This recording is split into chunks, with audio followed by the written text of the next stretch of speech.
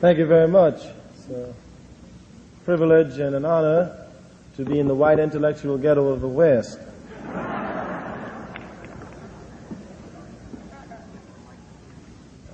We wanted to do a couple of things before we started. The first is that based on the fact that SNCC, through the articulation of its program by its chairman, has been able to win elections in Georgia, Alabama, Maryland, and by our appearance here will win an election in California. 1968, I'm going to run for President of the United States.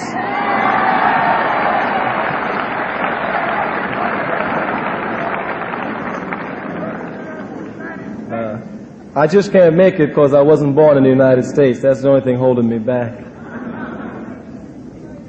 We wanted to say that this is a student conference, as it should be, held on a campus, and that we're not ever to be caught up in the intellectual masturbation of the question of black power. That's a function of people who are advertisers that call themselves reporters.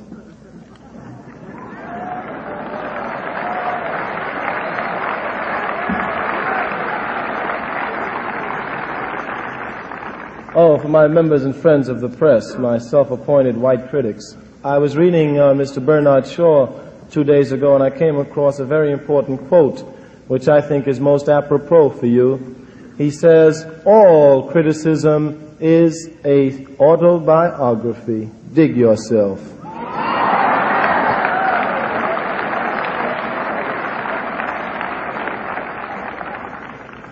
Okay.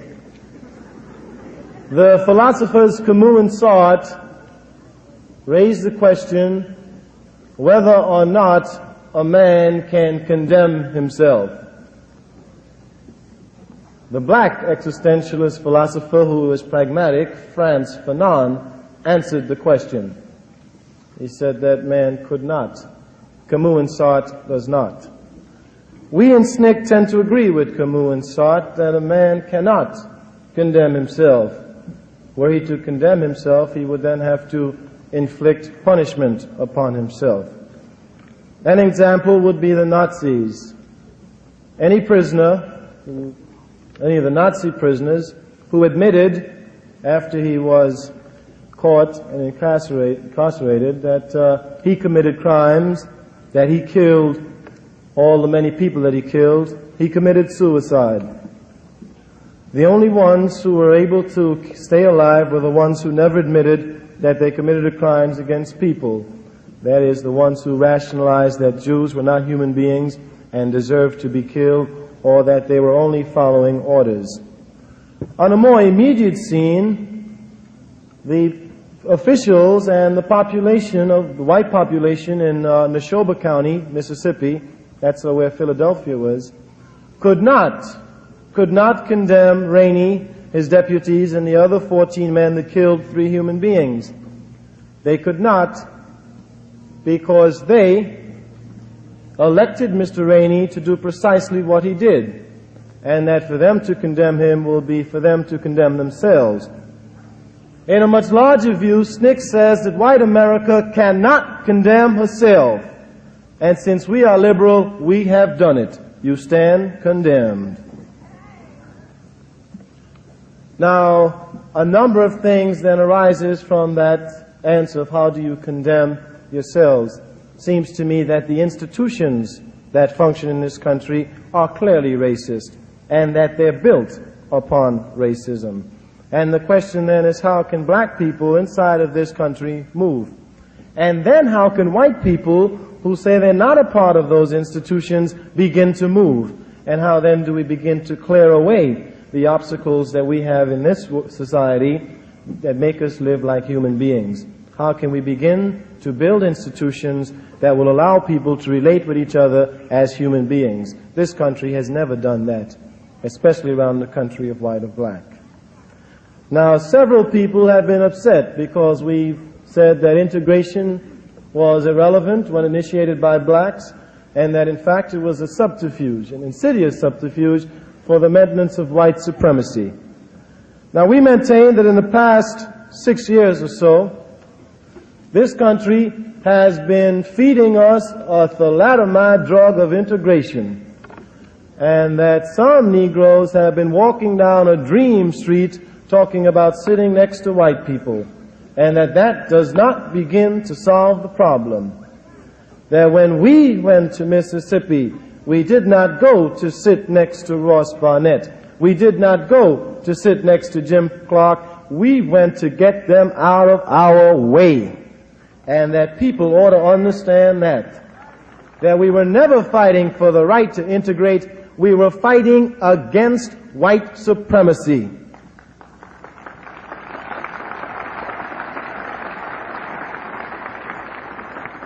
Now then, in order to understand white supremacy, we must dismiss the fallacious notion that white people can give anybody their freedom. No man can give anybody his freedom. A man is born free. You may enslave a man after he is born free. And that is in fact what this country does. It enslaves black people after they're born. So that the only act that white people can do is to stop denying black people their freedom. That is, they must stop denying freedom. They never give it to anyone. Now, we want to take that to its logical extension so that we could understand then what its relevancy would be in terms of new civil rights bills. I maintain that every civil rights bill in this country was passed for white people, not for black people.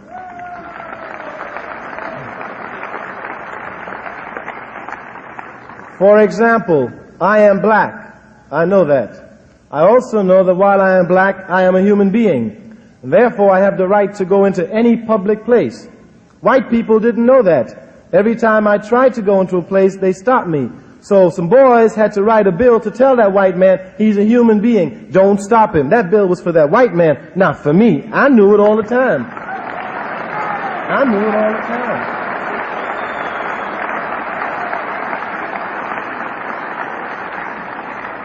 I knew that I could vote and that wasn't a privilege, it was my right. Every time I tried, I was shot, killed, or jailed, beaten, or economically deprived.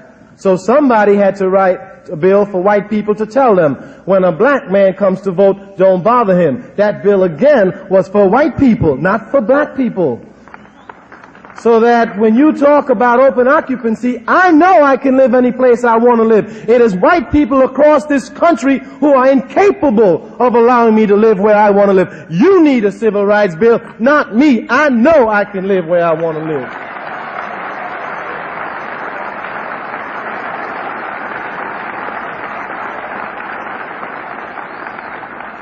So that the failure to pass a civil rights bill isn't because of black power, isn't because of the Student Nonviolent Coordinating Committee, is not because of the rebellions that are occurring in the major cities. It is incapability of whites to deal with their own problems inside their own communities. That is the problem of the failure of the civil rights bill.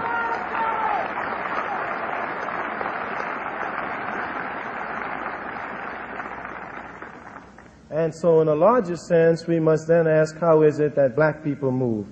And what do we do? But the question in a greater sense is, how can white people, who are the majority and who are responsible for making democracy work, make it work? They have miserably failed to this point. They have never made democracy work, be it inside the United States, Vietnam, South Africa, the Philippines, South America, Puerto Rico, wherever America has been. She has not been able to make democracy work.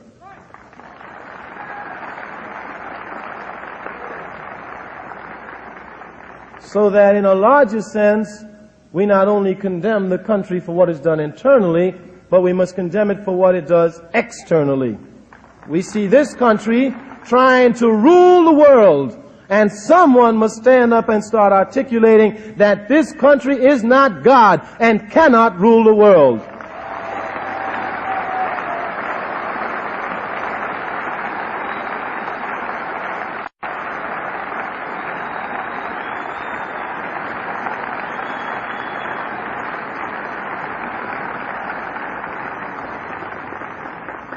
Now then, before we move on, we ought to develop the white supremacy attitudes that we're either conscious or subconscious of. and how they run rampant through the society today. For example, the missionaries were sent to Africa. They went with the attitude that blacks were automatically inferior. As a matter of fact, the first act the missionaries did, when they get to Africa, was to make us cover up our bodies because they said it got them excited. We couldn't go bare-breasted anymore because they got excited. Now, when the missionaries came to civilize us because we were uncivilized, educate us because we were uneducated, and give us some literate studies because we were illiterate, they charged a price. The missionaries came with the Bible, and we had the land. When they left, they had the land, and we still have the Bible. And that has been the rationalization for Western civilization as it moves across the world and stealing and plundering and raping everybody in its path. Their one rationalization is that the rest of the world is uncivilized and they are in fact civilized, and they are uncivilized.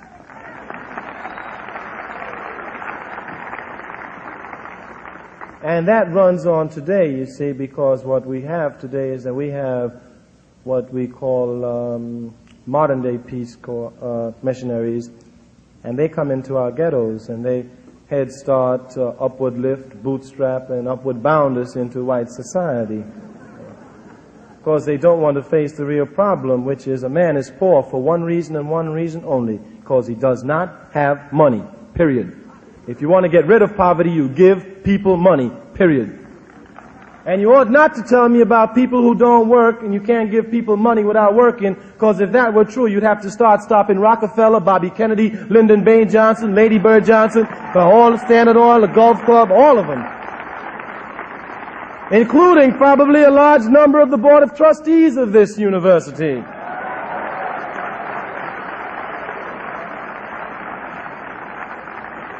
So the question then clearly is not whether or not one can work, it's who has power. Who has power to make his or her acts legitimate. That is all. And that this country, that power is invested in the hands of white people, and they make their acts legitimate. It is now, therefore, for black people to make our acts legitimate.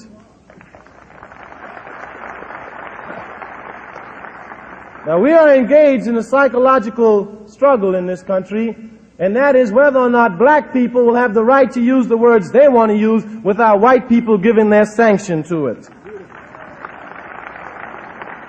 And that we maintain, whether they like it or not, we're going to use the word black power and let them address themselves to that. But that we are not going to wait for white people to sanction black power. We're tired waiting. Every time black people move in this country, they're forced to defend their position before they move. It's time that the people who are supposed to be defending their position do that. That's white people. They ought to start defending themselves as to why they have oppressed and exploited us. Now, it is clear that when this country started to move in terms of slavery, the reason for a man being picked as a slave was one reason, because of the color of his skin. If one was black, one was automatically inferior, inhuman, and therefore fit for slavery. So that the question of whether or not we are individually suppressed is nonsensical, and it's a downright lie. We are oppressed as a group because we are black. Not because we're lazy, not because we're apathetic, not because we're stupid, not because we smell, not because we eat watermelon and have good rhythm. All right? That's that. We are oppressed because we are black. And in order to get out of that oppression, one must wield the group power that one has, not the individual power, which this country then sets the criteria under which a man may come into it. That is what is called in this country as integration. You do what I tell you to do, and then we'll let you sit at the table with us. And that we are saying that we have to be opposed to that. We must now set a criteria, and that if there's going to be any integration, it's going to be a two-way thing. If you believe in integration, you can come live in Watts. You can send your children to the ghetto schools. Let's talk about that. If you believe in integration, then we're going to start adopting us some white people to live in our neighborhood.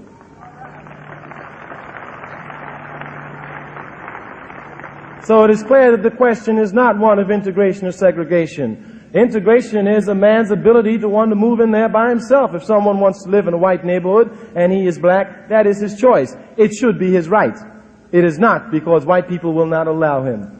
So vice versa, if a black man wants to live in the slums, that should be his right. Black people will let him. That is the difference.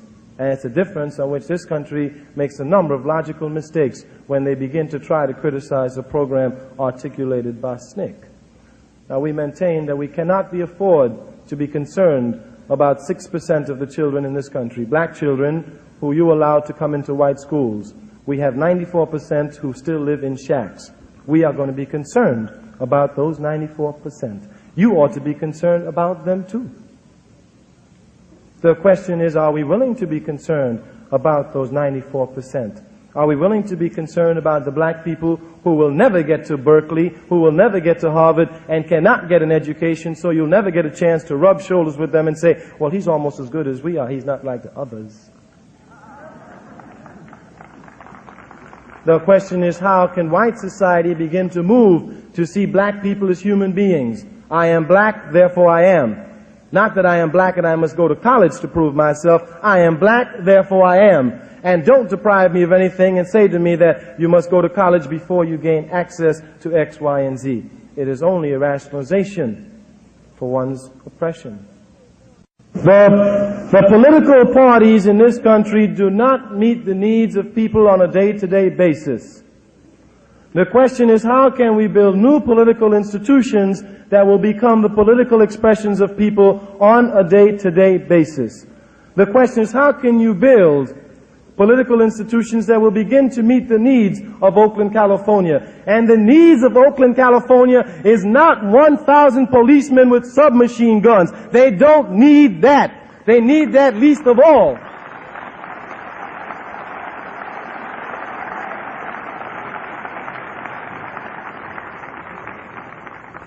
The question is, how can we build institutions where those people can begin to function on a day-to-day basis, where they can get decent jobs, where they can get decent houses, and where they can begin to participate in the policy and major decisions that affect their lives. That's what they need, not Gestapo troops, because this is not 1942, and if you play like Nazis, we playing back with you this time around. Get hip to that.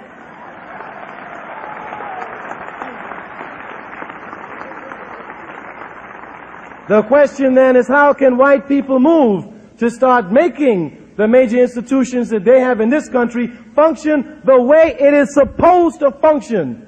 That is the real question. And can white people move inside their own community and start tearing down racism where in fact it does exist? Where it exists. It is you who live in Cicero and stop us from living there. It is white people who stop us from moving into Grenada. It is white people who make sure that we live in the ghettos of this country. It is white institutions that do that. They must change in order for America to really live on a basic principle of human relationships. A new society must be born. Racism must die, and the economic exploitation of this country and non-white peoples around the world must also die. Must also die.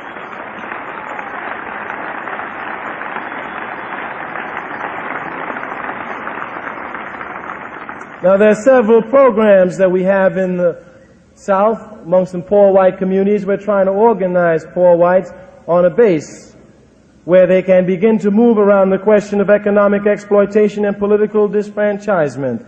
We know, we've heard the theory several times, but few people are willing to go into there. The question is, can the white activist not try to be a Pepsi generation who comes alive in the black community, but can he be a man who's willing to move into the white community and start organizing where the organization is needed? Can he do that?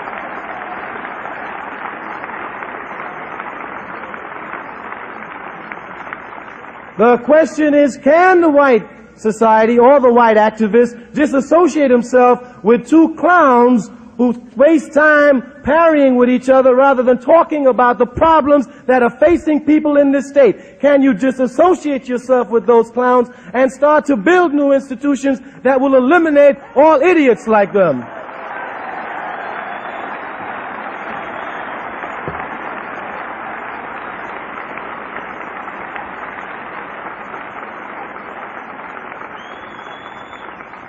And the question is, if we are going to do that, when and where do we start and how do we start? We maintain that we must start doing that inside the white community.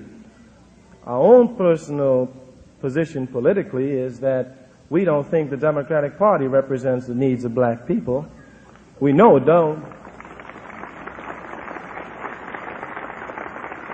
And that if, in fact, white people really believe that, the question is if they're going to move inside that structure, how are they going to organize around a concept of whiteness based on true brotherhood and based on stopping exploitation, economic exploitation, so that there will be a coalition base for black people to hook up with. You cannot form a coalition based on national sentiment. That is not a coalition. If you need a coalition to readdress itself to real changes in this country, white people must start building those institutions inside the white community. And that is the real question, I think, facing the white activists today. Can they, in fact, begin to move into and tear down the institutions which have put it all in the trick bag that we've been into for the last 100 years? I don't think that we should follow what many people say, that we should fight to be leaders of tomorrow. Frederick Douglass said that the youth should fight to be leaders today. And God knows we need to be leaders today, because the men who run this country are sick. Are sick.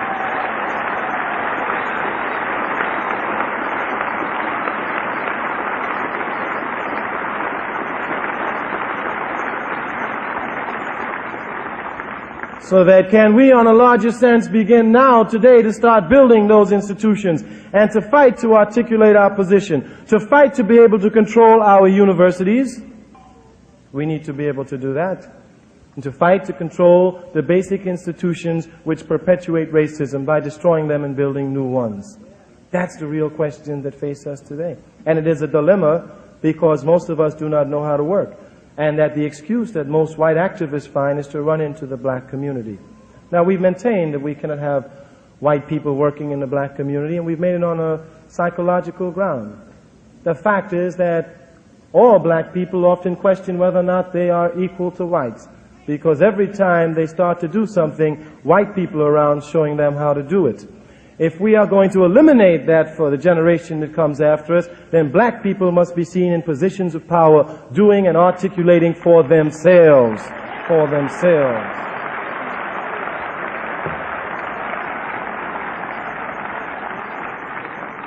That is not to say that one is a reverse racist. It is to say that one is moving on a healthy ground. It is to say what the philosopher Sartre says. One is becoming an anti-racist racist. And this country can't understand that. Maybe it's because it's all caught up in racism. But I think what you have in SNCC is an anti-racist racism. We are against racist. Now, if everybody who's white see themselves as a racist and then see us against them, they're speaking from their own guilt position, not ours. Not ours.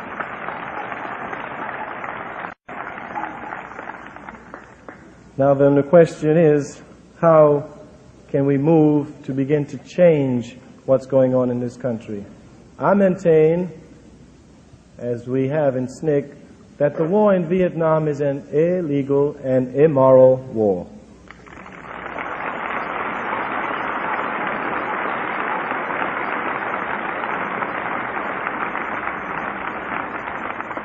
And the question is, what can we do to stop that war? What can we do to stop the people who, in the name of our country, are killing babies, women, and children? What can we do to stop that? And I maintain that we do not have the power in our hands to change that institution, to begin to recreate it so that they learn to leave the Vietnamese people alone, and that the only power we have is the power to say, hell no to the draft. We have to say,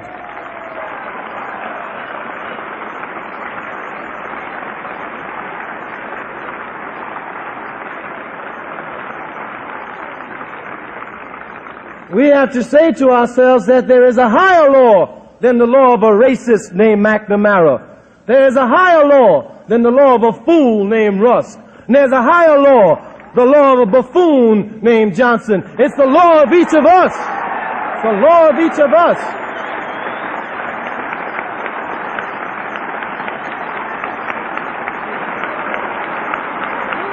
And it's the law.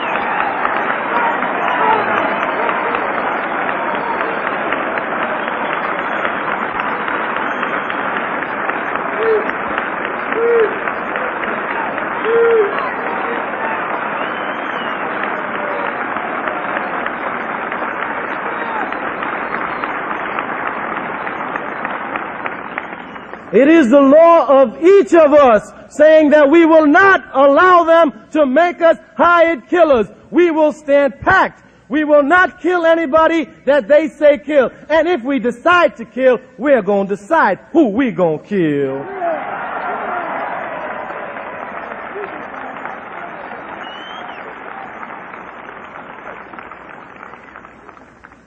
And this country will only be able to stop the war in Vietnam when the young men who are made to fight it begin to say, hell no, we ain't going.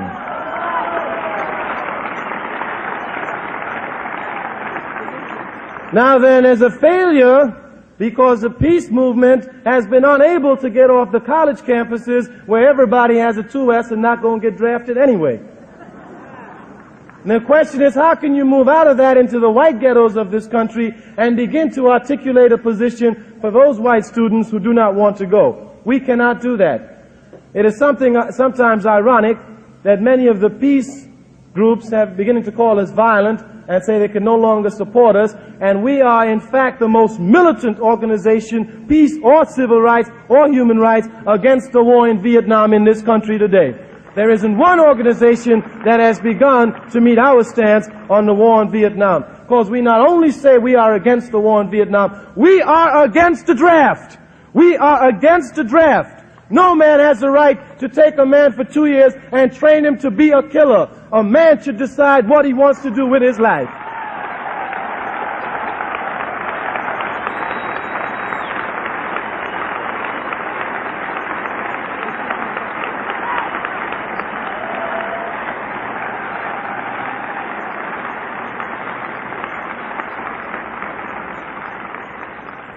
So the question then is, it becomes crystal clear for black people, because we can easily say that anyone fighting in the war in Vietnam is nothing but a black mercenary, and that's all he is.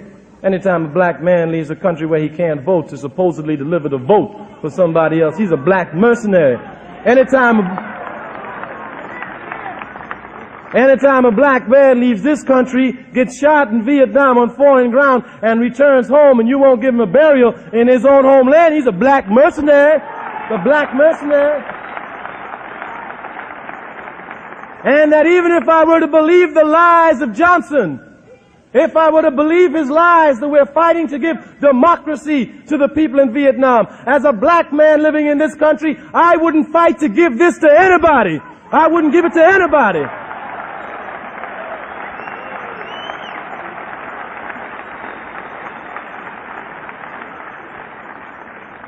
So that we have to use our bodies and our minds in the only way that we see fit.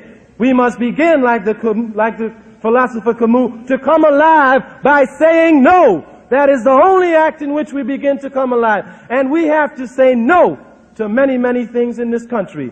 This country is a nation of thieves. It has stole everything it has, beginning with black people. Beginning with black people. And that the question is, how can we move to start changing this country from what it is, a nation of thieves? This country cannot justify any longer its existence. We have become the policemen of the world. The Marines are at our disposal to always bring democracy. And if the Vietnamese don't want democracy, well, damn it, we'll just wipe them the hell out, because they don't deserve to live if they won't have our way of life. There is then, in a larger sense, what do you do on your university campus? Do you raise questions about the 100 black students who were kicked off campus a couple of weeks ago? 800? 800? And how does that question begin to move? Do you begin to relate people outside of the ivory tower on a university wall? Do you think you're capable of building those human relationships as the country now stands? You're fooling yourself. It is impossible for white and black people to talk about building a relationship based on humanity when the country is the way it is, when the institutions are clearly against us. We've taken all the myths of this country and we found them to be nothing but downright lies. This country told us that if we worked hard, we would succeed. And if that were true, we would own this country lock, stock, and barrel. Lock, stock, and barrel. Lock, stock, and barrel. It is we who have picked the cotton for nothing. It is we who are the maids in the kitchens of liberal white people. It is we who are the janitors, the porters, the elevator men. We who sweep up your college floors. Yes, it is we who are the hardest workers and the lowest paid. And the lowest paid. And that it is nonsensical for people to start talking about human relationships until they're willing to build new institutions. Black people are economically insecure. White liberals are economically secure. Can you begin to build an economic coalition? Are the liberals willing to share their salaries with the economically insecure black people they so much love? Then if you're not, are you willing to start building new institutions that will provide economic security for black people? That's the question we want to deal with. That's the question we want to deal with.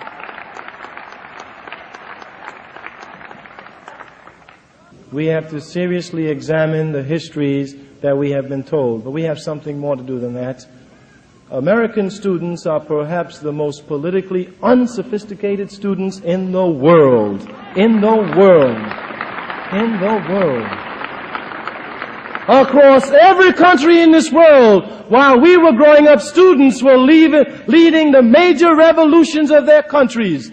We have not been able to do that. They have been politically aware of their existence. In South America, our neighbors down below the border have one every 24 hours just to remind us that they're politically aware. And that we have been unable to grasp it because we've always moved in the field of morality and love while people have been politically jiving with our lives. And the question is, how do we now move politically and stop trying to move morally? You can't move morally against a man like Brown and Reagan. You've got to move politically to cut them out of business. You've got to move politically.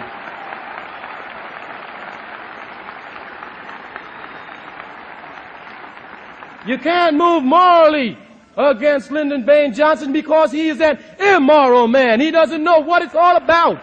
So you've got to move politically. You've got to move politically. And that we have to begin to develop a political sophistication, which is not to be a parrot. The two-party system is the best party in the world. There is a difference between being a parrot and being politically sophisticated. We have to raise questions about whether or not we do need new types of political institutions in this country, and we in SNCC maintain that we need them now. We need new political institutions in this country.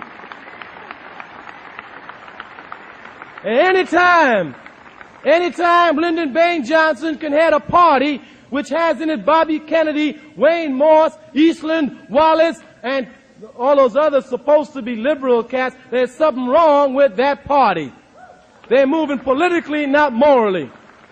And that if that party refuses to see black people from Mississippi and goes ahead and sees racists like Eastland and his clique, it is clear to me that they're moving politically and that one cannot begin to talk morality to people like that. We must begin to think politically and see if we can have the power to impose and keep the moral values that we hold high. We must question the values of this society. And I maintain that black people are the best people to do that because we have been excluded from that society. And the question is, we ought to think whether or not we want to become a part of that society. That's what we want to do.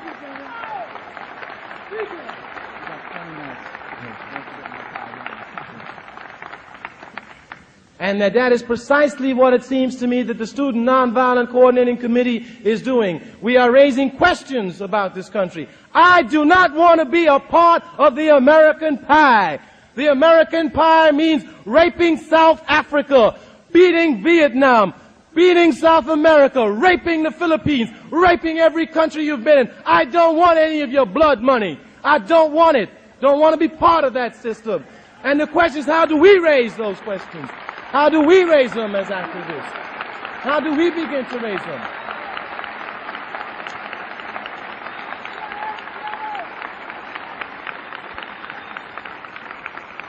We have grown up and we are the generation that has found this country to be a world power, that has found this country to be the wealthiest country in the world. We must question how she got her wealth.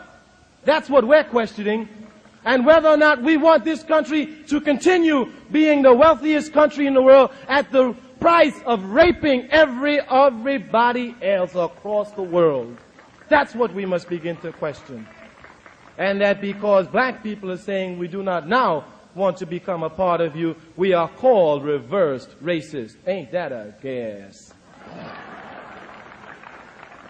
Now then, we want to touch on nonviolence, because we see that again as the failure of white society to make nonviolence work. I was always surprised at Quakers who came to Alabama and counseled me to be nonviolent, but didn't have the guts to start talking to James Clark to be nonviolent. That is where nonviolence needs to be preached, to Jim Clark, not to black people. They have already been nonviolent too many years.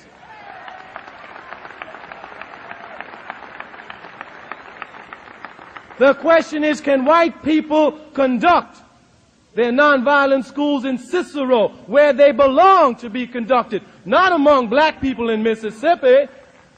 Can they conduct it among the white people in Grenada, 6'2" men who kick little black children? Can you conduct nonviolent schools there? That is the question that we must raise, not that you conduct nonviolence among black people. Can you name me one black man today who's killed anybody white and is still alive? Even after a rebellion, when some black brothers throw some bricks and bottles, 10,000 of has to pay the crime. Because when the white policeman comes in, anybody who's black is arrested, because we all look alike.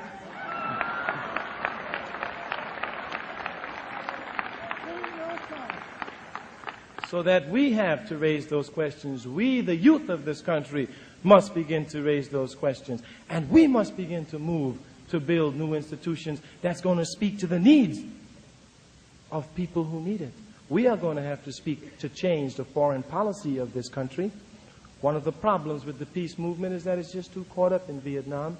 And that if we pulled out the troops from Vietnam this week, next week you'd have to get another peace movement for Santo Domingo.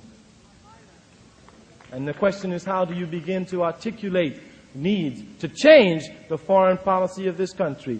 A policy that is decided upon rape, a policy in which the decisions are made upon getting economic wealth at any price. At any price. Now we articulate that we therefore have to hook up with black people around the world, and that hookup is not only psychological but becomes very real. If South America today were to rebel and black people were to shoot the hell out of all the white people there, as they should, then Standard Oil would crumble tomorrow. If South Africa were to go today, Chase Manhattan Bank would crumble tomorrow. If Zimbabwe, which is called Rhodesia by white people, were to go tomorrow, General Electric would cave in on the East Coast.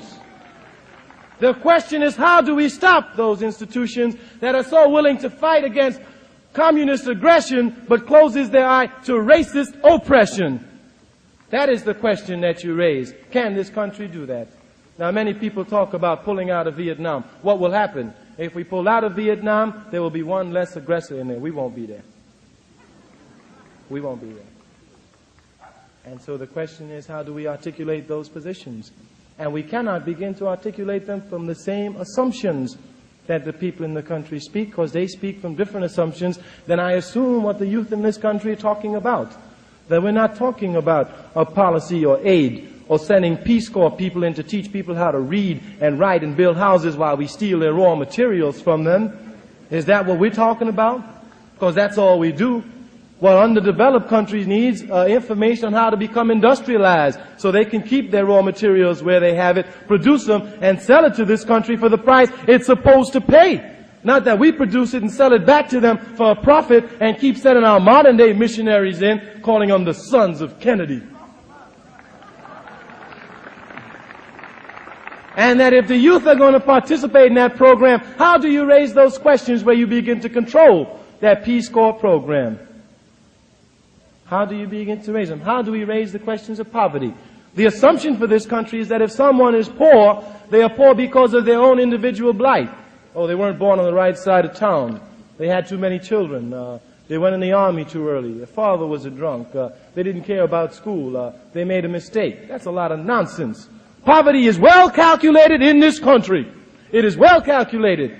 And the reason why the poverty program won't work is because the calculators of poverty are administering it. That's why it won't work.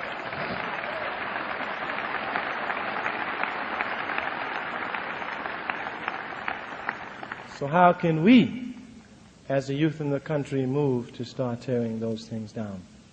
We must move into the white community. We are in the black community. We have developed a movement in the black community. The challenge is that the white activist has failed miserably to develop the movement inside of his community. And the question is, can we find white people who are going to have the courage to go into white communities and start organizing them? Can we find them? Are they here? And are they willing to do that? Those are the questions that we must raise for the white activists. And we're never going to get caught up in questions about power. This country knows what power is. It knows it very well. And it knows what black power is because it's deprived black people of it for 400 years. So it knows what black power is. But the question of why do white people in this country associate black power with violence? And the question is because of their own inability to deal with blackness. If we had said Negro power, nobody would get scared. Everybody would support it. If we said power for colored people, everybody would be for that. But it is the word black. It is the word black that bothers people in this country, and that's their problem, not mine. Their problem. Their problem.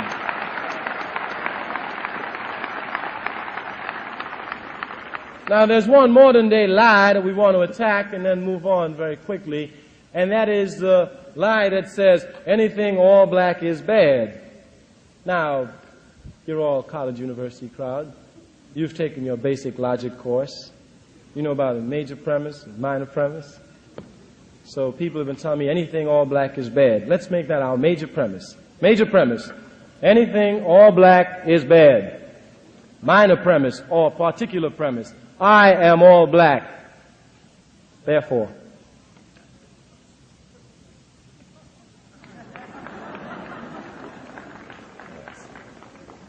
I'm never going to be putting that trick back. I am all black and I'm all good.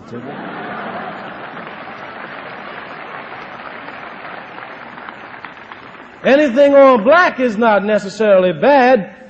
Anything all black is only bad when you use force to keep whites out. Now that's what white people have done in this country, and they're projecting their same fears and guilt on us, and we won't have it. We won't have it. Let them handle their own fears and their own guilt. Let them find their own psychologists. We refuse to be the therapy for white society any longer. We have gone mad trying to do it. We have gone starved, raving mad trying to do it. I look at Dr. King on television every single day, and I say to myself, now there is a man who is desperately needed in this country. There is a man full of love. There is a man full of mercy. There is a man full of compassion. But every time I see Lyndon on television, I said, Martin, baby, you got a long way to go.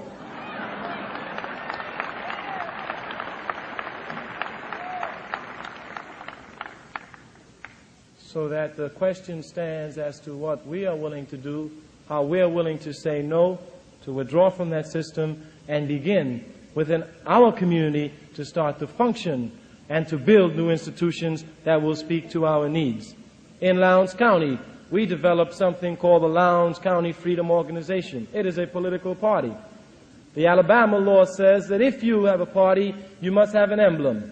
We chose for the emblem a Black Panther, a beautiful black animal, which symbolizes the strength and dignity of black people. An animal that never strikes back until he's back so far into the wall, he's got nothing to do but spring out.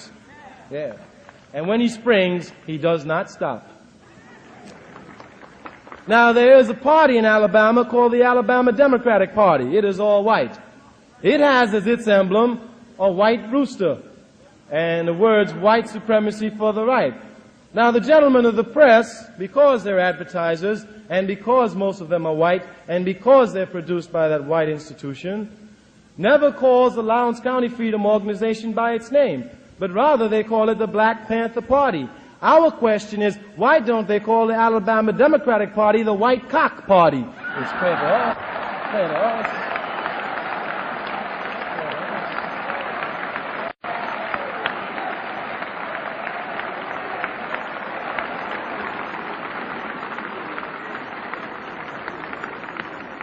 It is clear to me that that just points out America's problem with sex and color. Not our problem.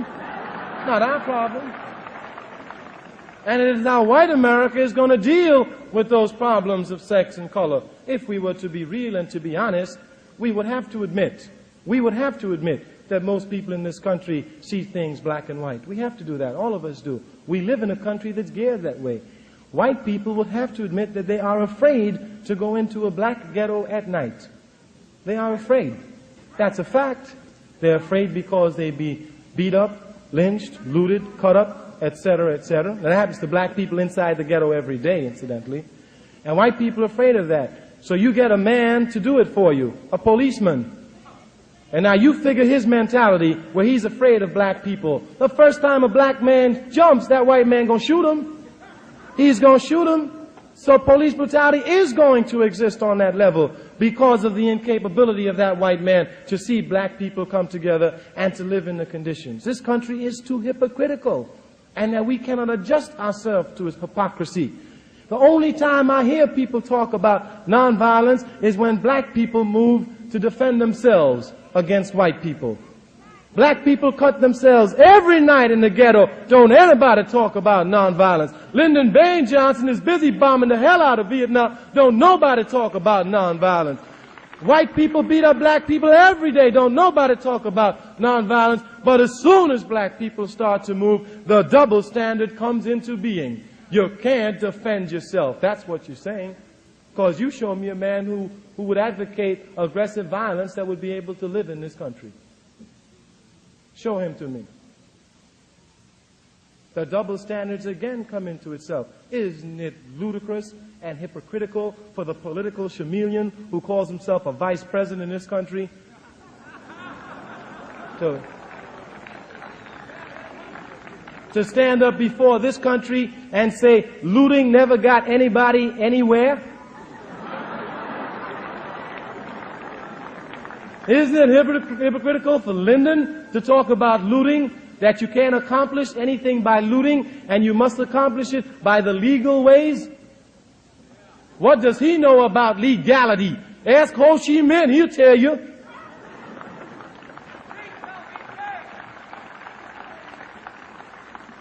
So that in conclusion, we want to say that number one, it is clear to me that we have to wage a psychological battle on the right for black people to define their own terms, define themselves as they see fit, and organize themselves as they see it. Now the question is, how is the white community going to begin to allow for that organizing? Because once they start to do that, they will also allow for the organizing that they want to do inside their community. It doesn't make a difference because we're going to organize our way anyway. We're going to do it. The question is how we're going to facilitate those matters, whether or not it's going to be done with 1,000 policemen with submachine guns, or whether or not it's going to be done in a context where it is allowed to be done by white people warding off those policemen. That is the question. And the question is, how are white people who call themselves activists ready to start, move into the white communities on two counts: on building new political institutions to destroy the old ones that we have, and to move around a concept of white youth refusing to go into the army, so that we can start then to build a new world. It is ironic to talk about civilization in this country. This country is uncivilized. It needs to be civilized. It needs to be civilized.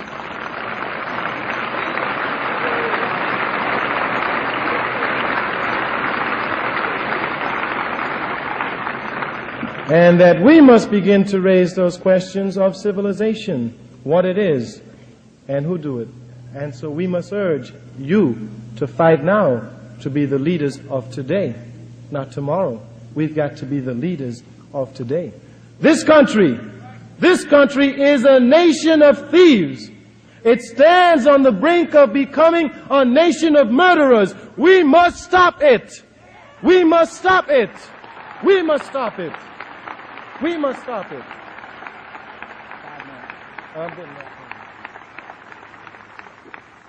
And then, therefore, in a larger sense, is the question of black people.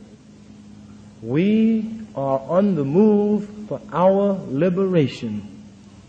We have been tired of trying to prove things to white people. We are tired of trying to explain to white people that we're not going to hurt them. We are concerned with getting the things we want, the things that we have to be able to function. The question is, can white people allow for that in this country? The question is, will white people overcome their racism and allow for that to happen in this country? If that does not happen, brothers and sisters, we have no choice but to say very clearly, move over or we gonna move on over you. Thank you.